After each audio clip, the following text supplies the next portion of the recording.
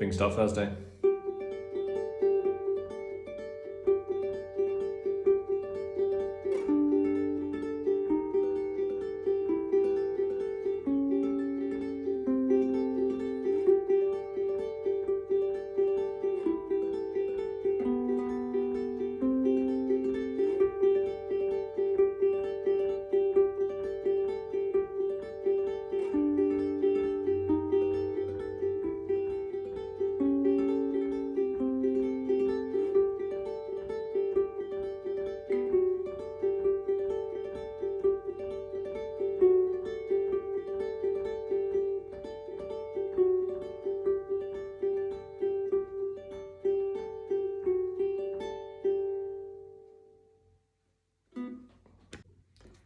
Alright, we've got some cool things going on today. We are basically custom tuning, shocking.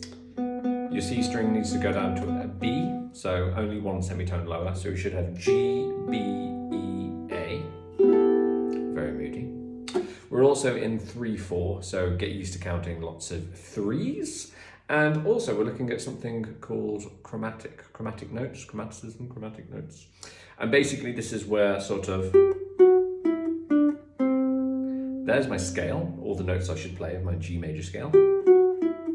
And basically, with chromatic, you sort of ignore the scale and play notes just in order. Which can sound a little bit strange, but if you put it with the right notes correctly, it can sound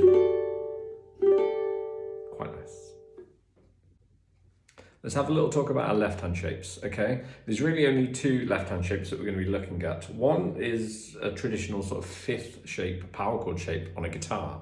So basically, if you go find your 8th fret on your 3rd string and play that with your index finger, and then if you can play 2 frets higher on the next string, which is the 2nd string, on the 10th fret. And basically, I want open, 8, 10, open.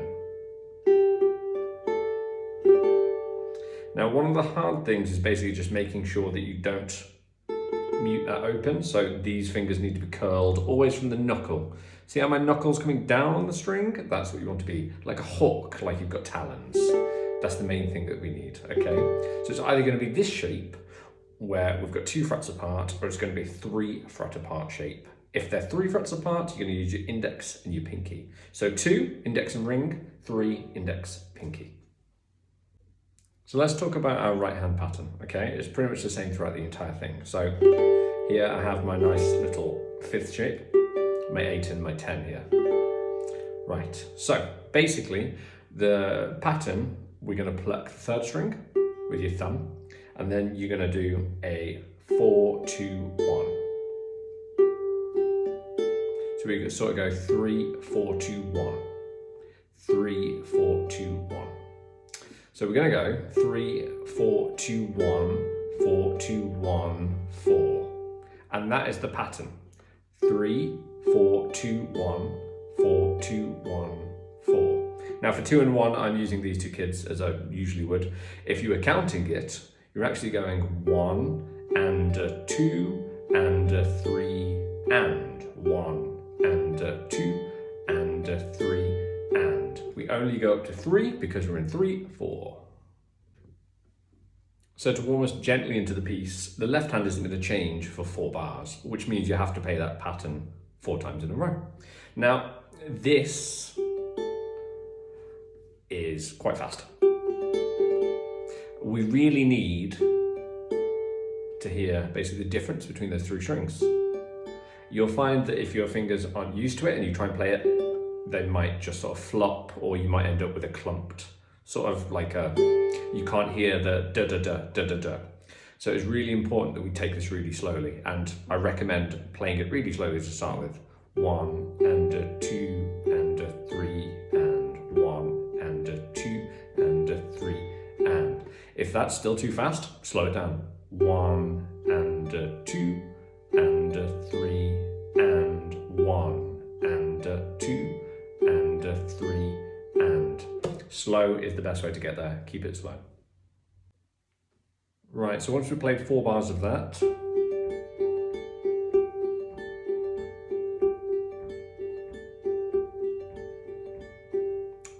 So here is where we come across the most movement, okay? Now, if you look on the tab, you're gonna be eagle-eyed and look at the difference between the numbers. If it's 3 and 5, it needs to be index and ring, okay? So that's a 2 fret difference. If it's a 3 fret difference, you're gonna use index and pinky. Basically, your index finger is never gonna leave, and the reason for that is because that's the lowest note.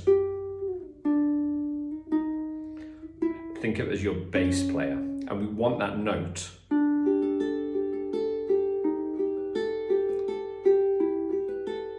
do you hear how that continually rings out throughout the piece? We want that because you want basically that slow, that sound. So index finger never should leave the string. The great thing about leading with the index finger as well is you can decide whether you're dropping your basically ring finger on it or whether you're dropping your pinky on it. Okay. Now, if you're struggling with this stretch, especially on a bigger tenor or something like that, just make sure your thumb is around the back of the neck, and basically it should not be facing the same way as the headstock. If my headstock is facing that way, then my thumb should be almost facing the ceiling. Really, I'm sort of pointing it at my face. If my thumb had a tiny gun, it'd be shooting the shit out of my face right here, okay? So there it is. It's like that, right behind. But you'll find that this opens up your hand for stretching. If your thumb is here, do you see how my fingers close up pretty much instantly? I can't stretch. Or if my thumb is facing the same way as the headstock, I can't stretch. I've got lots of tension on my wrist. Needs to be there, pointing towards my face or the ceiling, then you can stretch. Make sure that that's how your hand looks. Okay, so the second line, the right hand pattern is going to be the same. So we start off with 3 and 5. We then move up to 4, and that's a 3 fret, so pinky. Move up a fret again to 5, 2 fret. Move down to 2, 3 fret gap, so pinky. Move down to 1, 2 fret gap. And that's your second line, okay? Again, the index finger should never leave. You almost want to lead with that finger and then decide whether you're dropping the pinky or the ring finger on second. Don't try and move them both at the same time. Lead with the index finger and then you can drop on. It sort of makes everything a little bit easier, clarifies it, hopefully. And like I said, it's keeping the sustain of that note throughout the different chords. That's what we need. Right, so on our third line, we go back to our original position, the 8 and the 10. We're only going to play 2 bars, 1 and a 2 and a 3 and 1 and a 2 and a 3 and then might as well carry all of that down to the 5 and 7, play 1 bar. So for this next shape, I'm actually just going to get rid of my index finger. I'm going to keep my ring finger on the 7. So I've got that nice open B. And then I'm going to move to 1 and 3, so I might as well keep my ring finger down for that transition. And then there's a nice little repeat there. So we end up going back to the first line, playing all that. We play all of the second line.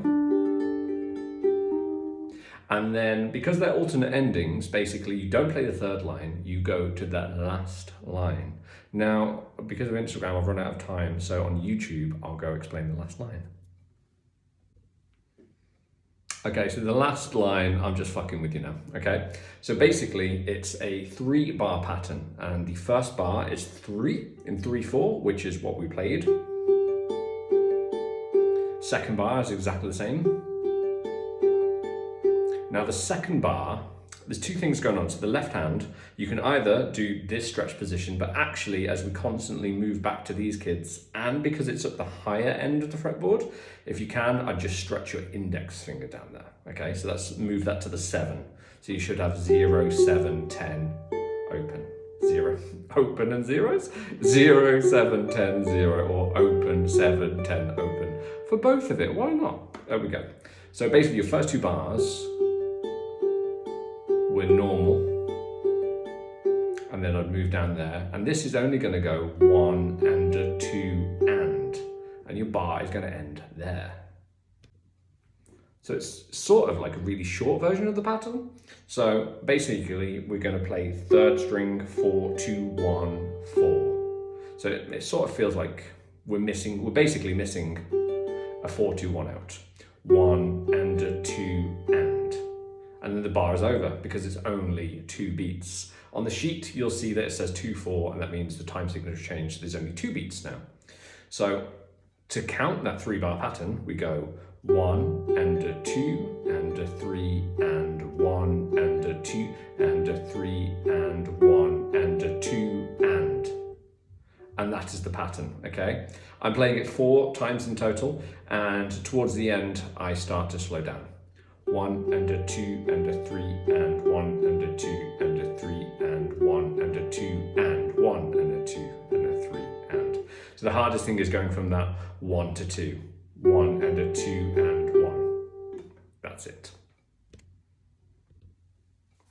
So the full layout of the piece, we play line number 1. You then move to line 2. We then move to line 3.